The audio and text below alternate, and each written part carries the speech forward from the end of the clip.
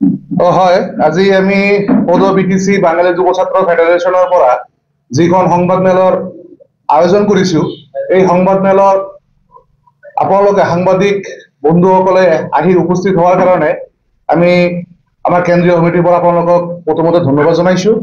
আমাৰ এই সংবাদ মেলত আজি উপস্থিত আছে আমাৰ কেন্দ্ৰীয় সমিতিৰ কাৰ্যকৰী সভাপতি সন্মানীয় ব্ৰজগোপাল চৰকাৰ মহাশয়, লগতে কেন্দ্ৰীয় সমিতিৰ সহকাৰী সাধাৰণ সম্পাদক ফজল আচাৰ্য মহাশয়, লগত উপস্থিত আছে কেন্দ্ৰীয় কমিটিৰ উপসভাপতি সঞ্জয় মল্লিক মহাশয়, তৎসঙ্গে চিৰাং জিলা সমিতিৰ সাধাৰণ সম্পাদক ৰাজু সাহা মণ্ডল, ক্ৰীড়া সম্পাদক ৰাজীৱ সাহা। আজি আমি এই সংবাদমেল আয়োজন কৰাৰ উদ্দেশ্যটো হ'ল, আপোনালোকে সকলোৱে জ্ঞাত বিটিচি নিৰ্বাচনৰ আগত 30 আগষ্টত এটা DY 365 চেনেলত এটা বাতৰি আমি চাবলৈ পাইছিলো, য'ত নেকি আমাৰ হিন্দু বাঙালীক বাদ দি কোচ ৰাজবংশী আৰু আমাৰ গোৰ্খা ভাইসকলক বিনাশৰ্তত নাগৰিকত্ব দিব আৰু বিদেশী ন্যায়াধিকৰণৰ যিবিলাক গোচৰ আছে এইবিলাক প্ৰত্যাহান কৰা হ'ব বুলি এটা বাতৰি ওলাইছিলে। সেই বাতৰিৰ ওপৰত ভিত্তি কৰি আমি সৌদ বিটিচি বাঙালী যুৱ ছাত্ৰ ফেডাৰেশ্যনৰ বিটিচিৰ বিভিন্ন জিলা বিভিন্ন অঞ্চলত তীব্ৰভাৱে এটা আন্দোলন সৃষ্টি কৰিছিলো। যিটো আন্দোলন চাই আমাৰ অসম চৰকাৰৰ সন্মানীয় কেবিনেট মন্ত্ৰী পীযুষ হাজৰিকা মহাশয়ে আমাক আহ্বান জনালে তেখেতৰ লগত চৰকাৰী বাসভৱনত বহাৰ কাৰণে এই মানে বিদেশী ন্যায়াধিকৰণৰ গোচৰ সম্পৰ্কত আলোচনা কৰিব বুলি। 8 ছেপ্টেম্বৰ তাৰিখত আমি বিটিচি বাঙালী ফেডাৰেশ্যনৰ এখন প্ৰতিনিধি দল পীযুষ হাজৰিকা মহাশয়ৰ লগত আমি লগ কৰিলো। এই বিদেশী ন্যায়াধিকৰণৰ গোচৰবিলাক কেনেকৈ প্ৰত্যাহান কৰা যায় বা আমাক কিয় এনেকুৱা ধৰণৰ প্ৰতাৰণা কৰি আছে এইটো আলোচনা কৰিলো। আলোচনা যদিও সম্পূৰ্ণ নহল, তাৰ পিছত 11 ছেপ্টেম্বৰে অসমৰ মুখ্যমন্ত্ৰী সন্মানীয় হিমন্ত বিশ্ব শৰ্মা মহাশয়ে আমাক তেখেতৰ চৰকাৰী কাৰ্যালয়ত তেখেতে মাতিলে। আমাক মাতাৰ পিছত আমি তাতেও আমাৰ এটা কেন্দ্ৰীয় কমিটিৰ প্ৰতিনিধি গৈ তাত বহিলো। তো বহাৰ পিছত আমাৰ ডিভোটাৰ ডিটেনশ্যন কেম্প বাঙালীসকলৰ যিবোৰ সমস্যা আছে, বৈদেশিক ন্যায়াধিকৰণৰ যিবিলাক গোচৰ চলি আছে, প্ৰকৃত ভাৰতীয় থাকা হত্যা বা বাঙালী লোকসকলক যে ধৰণৰ অত্যাচাৰ কৰি আছে, এই সকলো বিষয় লৈ আমি মুখ্যমন্ত্ৰী মহাশয়ৰ লগত কথা পাতিলো, য'ত অসমৰ মুখ্যমন্ত্ৰীজনে আমাক আশ্বাস প্ৰদান কৰিছিলে যে বৈদেশিক ন্যায়াধিকৰণৰ যিবিলাক গোচৰ আছে তেখেতে আইনী অধিবক্তাৰ মাধ্যমেদি আমাক এই যিবিলাক গোচৰ এইটো যাতে খাৰিজ কৰা যায় এইটো সহায় সহযোগিতা আগবঢ়াব। কিন্তু পৰিতাপৰ বিষয় এইটোৱে যে অসমৰ মুখ্যমন্ত্ৰীজনে মিছলীয়া হ'ল। মিছলীয়া এই কাৰণে হ'ল, তেখেতে নিজে প্ৰতিশ্ৰুতি দিছিলে যে এই বৈদেশিক ন্যায়াধিকৰণৰ গোচৰবিলাক পৰিত্যাগৰ কাৰণে আইনী অধিবক্তা দিব, কিন্তু আমাৰ এটা আইনী অধিবক্তা আজিলৈকেও অসমৰ মুখ্যমন্ত্ৰী বা পীযুষ হাজৰিকাৰ দায়িত্ব সহকাৰে লোৱাৰ পিছতো আমাক কোনো ধৰণৰ সহায় সহযোগিতা কৰা নাই। তেখেতে মানে আমাক আহ্বান জনাইছিলে যে আপোনালোকে আন্দোলনখিনি স্থগিত কৰক বা বন্ধ কৰক, আপোনালোকে যিটো সমস্যা আছে আমি সমাধান কৰিম। য'ত অসমৰ মুখ্যমন্ত্ৰী নিচিনা মানুহে যদি নিজৰ কথাৰ যদি দাম ৰখা নাই বা মিছলীয়া হৈছে, এইটো আমাৰ কাৰণে বহুত দুখৰ বিষয়। আমি গৰিহণা জনাইছো। তো আমাৰ কথাটো হ'ল যে আমি অসমৰ মুখ্যমন্ত্ৰী আমাৰ হিন্দু বাঙালীৰ কাৰণে কি কৰিছে আজিলৈকে, আমি মুখ্যমন্ত্ৰীৰ পৰা শ্বেত পত্ৰ বিচাৰি আছো আপোনালোকৰ যোগেদি। তাৰ লগতে আমাৰ কিছুমান প্ৰশ্ন আছে, যি প্ৰশ্নখিনি আপোনালোকৰ যোগেদি আমি মুখ্যমন্ত্ৰীক আজি ইয়াৰ পৰা আমি প্ৰশ্ন কৰিবলৈ বিচাৰি আছো। আৰু এই প্ৰশ্নটো আমাৰ ফেডাৰেশ্যনৰ নহয়, এইটো আমাৰ বাঙালী জনসাধাৰণৰ প্ৰশ্ন, যিটো আমি ফেডাৰেশ্যনৰ মাধ্যমেদি আপোনালোকৰ যোগেদি মুখ্যমন্ত্ৰীক জনাবলৈ বিচাৰি আছো যে আজি ধলা শদিয়া যিটো উগ্ৰপন্থীয়ে আমাৰ 5জনকে হিন্দু বাঙালীক যিটো গুলীয়াই হত্যা কৰিছিল, এই হত্যাকাৰী আজিলৈকে তদন্ত কৰিলে নহয় অসমৰ মুখ্যমন্ত্ৰীয়ে। বিটিচি আমাৰ সঞ্জীৱ মণ্ডল, প্ৰদীপ শীল আৰু বিভিন্নজনক বিটিচি যিটো হত্যা হৈছিল, এই হত্যা তদন্ত আজিলৈকেও কৰিছিলে আমাৰ অসমৰ মুখ্যমন্ত্ৰীজনে।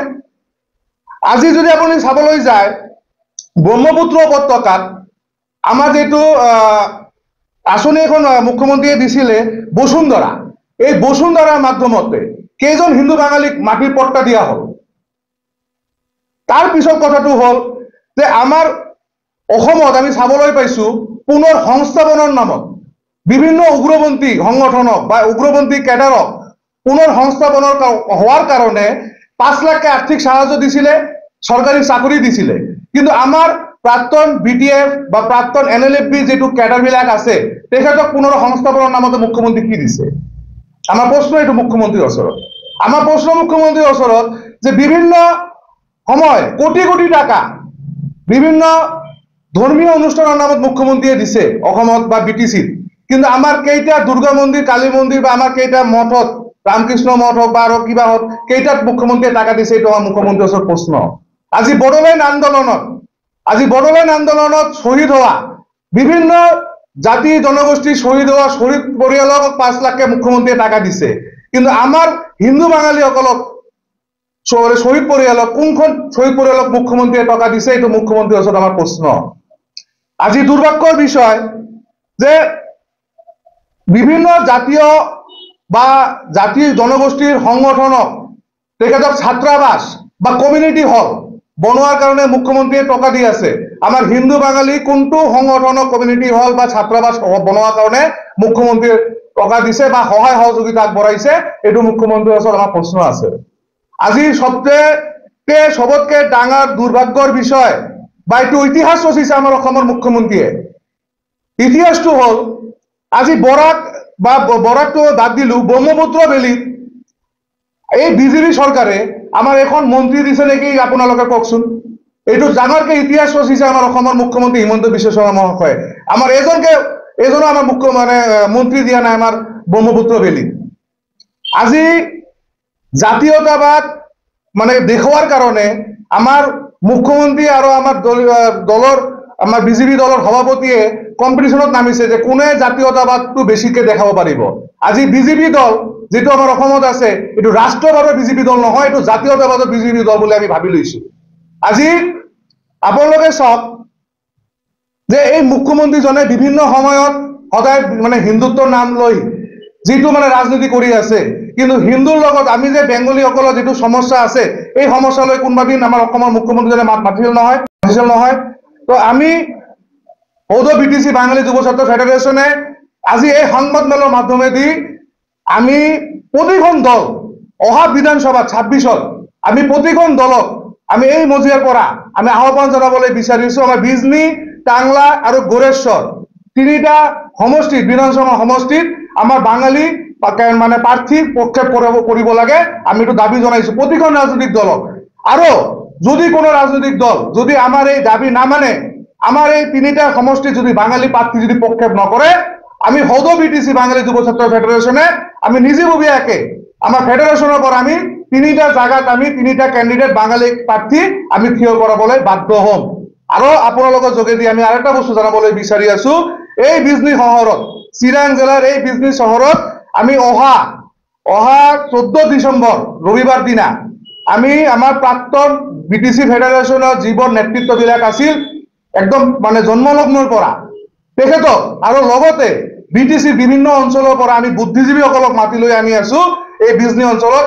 আমি সকলৰ লগত বহি অহা বিধানসভাত আমি কি কৰিবলৈ পাওঁ, আমাৰ জাতীয় সমস্যা, আমাৰ মাটি বাৰী, শিক্ষা বা আমাৰ জাতীয় যিবোৰ সমস্যা আছে ৰাজনৈতিক ক্ষেত্ৰত আমি কেনেকৈ আমি কাম কৰিবলৈ পাওঁ, আমি সেই বুদ্ধিজীৱী আৰু প্ৰাক্তনৰ লগত আমি দিহা পৰামৰ্শ বা তেখেতৰ পৰা ল'ম আৰু তেখেতৰ লগত মত বিনিময় কৰিম। আৰু বিধানসভা নিৰ্বাচনত আমি দেখুৱাই দিম আমাৰ বেংগলীসকলৰ যেটো মানে ভোট আছে এইটো আমি দেখুৱাই দিম। আৰু BTC বাঙালি ফেডারেশনের আন্দোলনের পিছত BTC নির্বাচনত বিজেপিয়ে কিমান ভোট পাইছে এইটো বাঙালি রাইজে প্রমাণ করে দেখাই দিছে। আমি কাকো কোৱা নাই, কিন্তু বাঙালি ৰাইজে প্ৰমাণ কৰে দেখাই দিছে যে বিজেপিক আমাক কেনেকা থেকে ধৰনেৰ প্ৰতাৰণা কৰি আছে। তো আমি আপোনালোকৰ মাধ্যমেদি আজি সংবাদ মেলখনত এইখিনি প্ৰশ্ন আমি আপোনালোকৰ যোগেদি অসমৰ মুখ্যমন্ত্ৰীক আমি আগবঢ়াইছো।